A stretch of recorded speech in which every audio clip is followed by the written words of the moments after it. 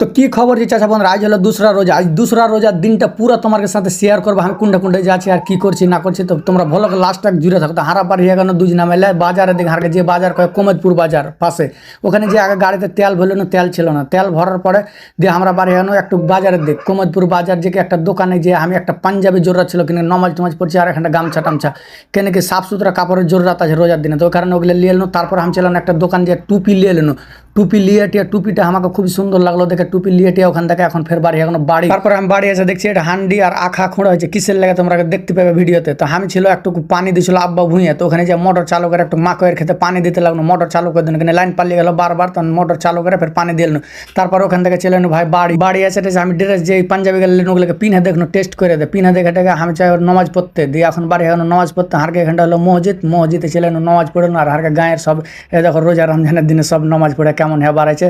তো ফাইনালি এখান থেকে বাড়ি আনো চাচা।